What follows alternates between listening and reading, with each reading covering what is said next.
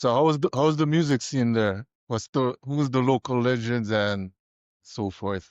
The local legends, Michael Jackson, freaking Babyface, Yeah, Georgiana. this guy's definitely not local. Yeah, not no more. Exclusive interviews, global voices, real stories. Okay. Here we got Jarmar on the podcast with us, but also see you have a different name as well. Is it Black Bullet X? Yeah, that's my handle on Instagram, and That's your handle on any Instagram. any any video game I've ever played, that's the name I usually pick. Okay, so it's not your stage name, it's just No, your my stage IG. name is Jarmar Green, which is my middle Okay, name and my okay. last name. Black Bullet is just my logo and my name on like games, and if I need a nickname for bowling or something like that, I usually put I Black hear Bullet. you. Yeah. Yeah. If I ever get So like a pendant or a chain, something like that, it's gonna be a bullet bill, and that's that's a black bullet. yeah, that So would look yeah, good. yeah, that would look good. Yeah. Yeah. So you live in the Midwest? Oh yeah, Indianapolis, Indiana, born and raised. We got corn. We got basketball. Yeah. We got a lot of music, and Chicago is not far away. Yeah, from the Midwest, man, born and raised. It's the crossroads of America. So you see a lot, you learn a lot, you see a lot of people, get to meet a lot of people who are either from here, or roots are not from here. So it's a lot of different people you meet from every which way, every which direction. So the crossroads of America, man. There's a lot of interesting people here, a lot of good characters, a lot of cool people. So how's the music scene there? Who's the local legends and so forth? The local legends, Michael Jackson, freaking Babyface, Yeah. Georgiana. This guy's definitely not local. Yeah, not no more. Yeah, but those are people from Indy and in Indiana, I should say. And Yeah. they definitely didn't get their fame from Indiana. They got their fame from leaving Indiana. But hey, those are some legends. And talking more local, my favorite people that are like local that I know from here, still actively in the scene. Poindexter, Yeah. Draco McCoy. These are some local people. My buddy C Dab, Sefesto.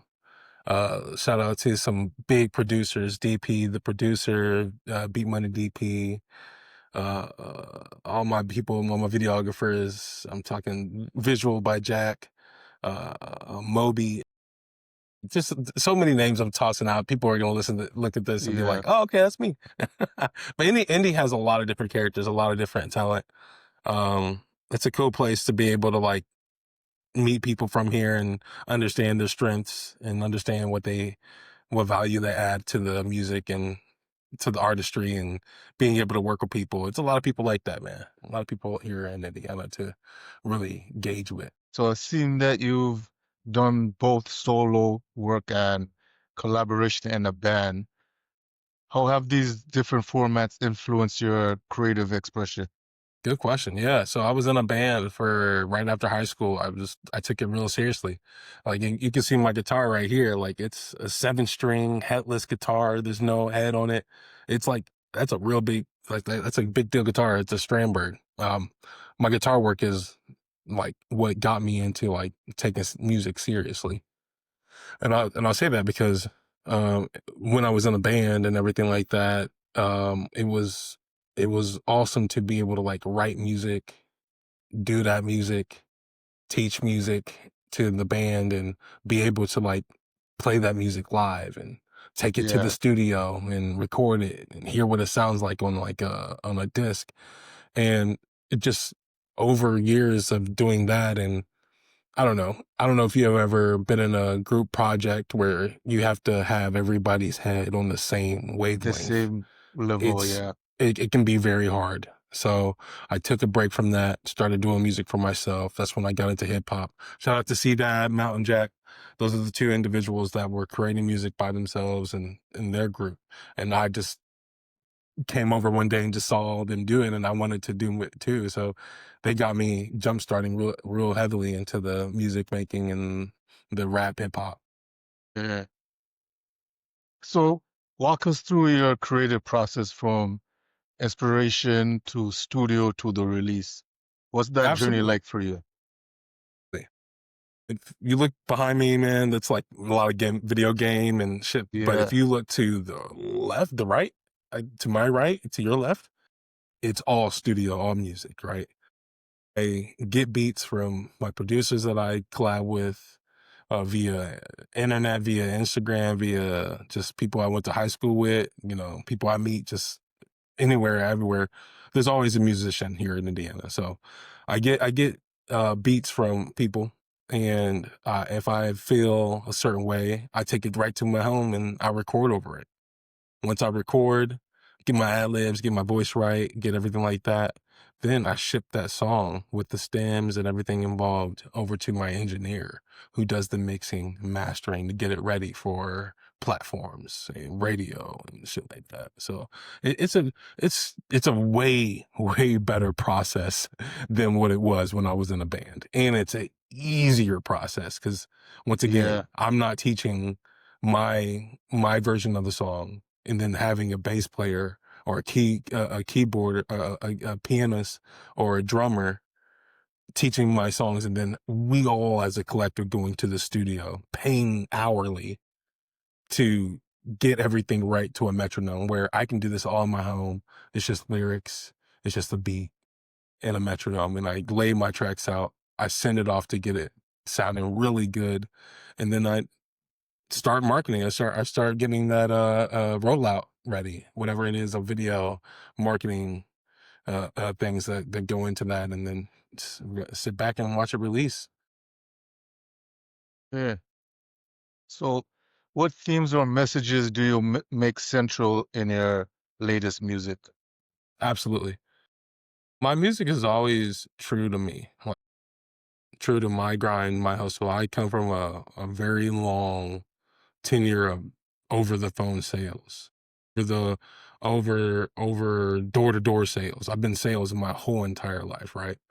So the grind in it. And every day I wake up and I'm motivated by obviously money, but almost more important than that is just the well-being, my peace of mind, my clarity.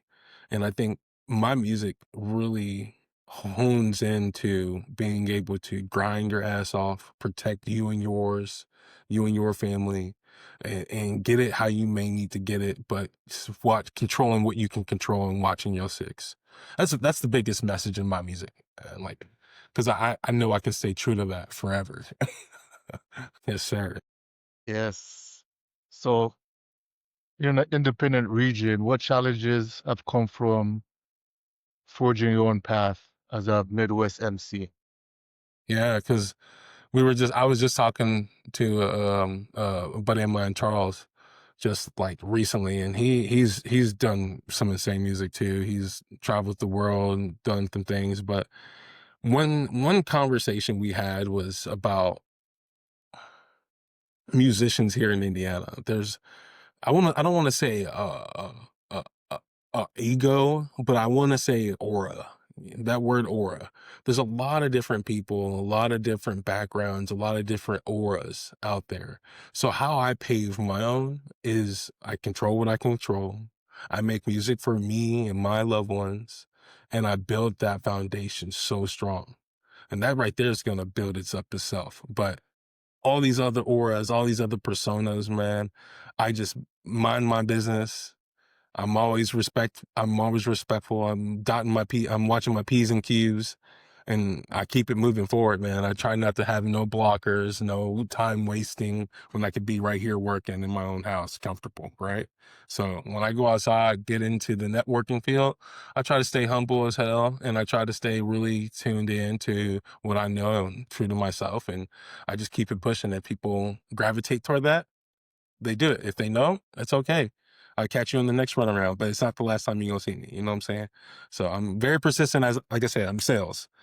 Yeah, I'm okay to hear no. I'm okay to hear feedback, but it's not never going to stop me from stopping doing what I'm doing. yeah. So we saw you hosted an IG live on July the 16th. Hmm. So what was the reasoning for going online? Do you like connecting with your followers, Yeah. giving them Yeah, updates and that so one was forth? another podcast. Like that was actually one of my first lives I've ever done, really. But it was awesome to give that platform, and shout out to that Creative Connections, because it's another platform. Yeah, I don't know this, but Instagram is stopping all platforms from going live if you don't have over 1,000 followers. So it was an honor to be their last, live that they can post on that page until they hit a yeah. thousand followers. But regardless, man, I do like to go live, with a reason. I just don't go live just because. But I love to go live for a reason. I'm a big hustler, man. I like to work in the dark and be able to get to a finished project, and then I start to show off. Then I start, and when I have that finished product and I want to show it off and start marketing, then I can sit back and start reaping those benefits of going live and marketing and promoting and things upon that nature. Tell us your latest projects or any shows that you have coming up. Yeah, actually, I just submitted my last project last week. A week or so. You said the July 16th, so it was like, yeah, the 20th, the 25th, like last week. I submitted it. Yeah, It's called Relax, RE, like you reply to an email, RE, and then ALAX, like Los Angeles, the airport. But I named it that because it's just like trials and tribulations of life.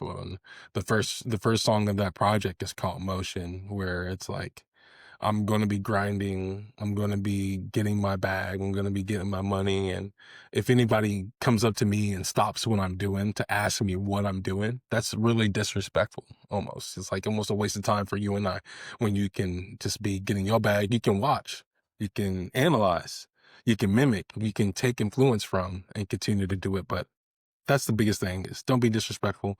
Don't waste time. Don't waste motion. Don't waste energy, and keep it moving. And the last two songs on my project are called Portal and Wonder, and those two are kind of like a hand to hand song, because in the first, in Portal, I talk about going to LA.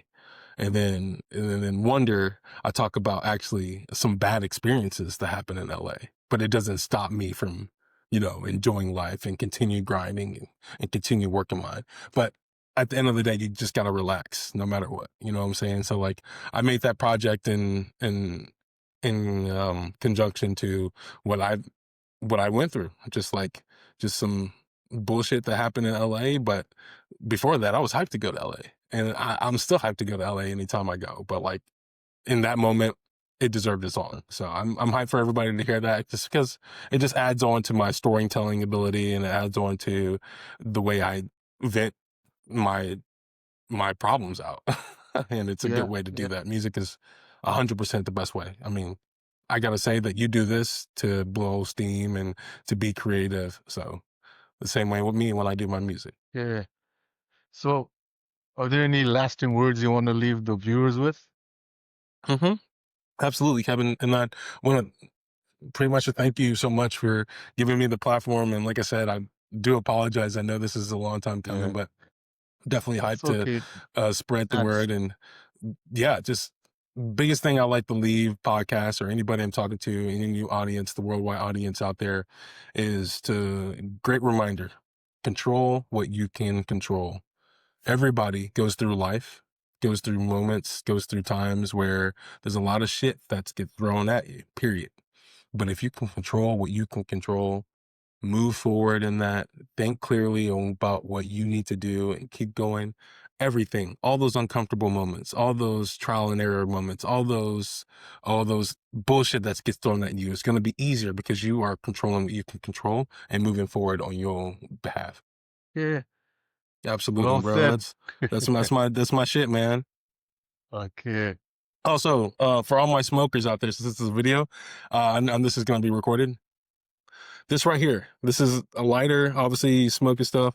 But if you smoking, bro, please use hemp wick. Hemp wick is very easy to light, but what it does, it gets rid of the butane that is forever killing us as smokers. I mean, combustion smoking period is bad, but if you get rid of that butane, you're getting rid of all the stuff that's going into that lungs, all the stuff that's going into your body that is not synthetic, or that is not synthetic, like butane and other stuff that harms your body. We can go into like more talks about health and stuff like that later, but that's, a lot of people smoke, so that's my avenue. Yeah.